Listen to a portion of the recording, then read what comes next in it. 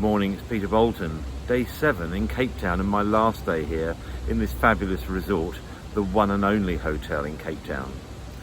I'm going to spend the day really sort of doing a number of things, and kind of part of that's got to be summarising really what I've been learning once I've been here, and really trying to make sure I record what I would call the actions that I can take back with me to the UK so that I can continue to develop and grow my business. It's been particularly rewarding while I've been here this week to interact with the other delegates and really learn from each other the different things we're doing to help developing and growing our affiliate business with SFM, and of course those transferable skills that we can take into other businesses and help to develop and grow those businesses too.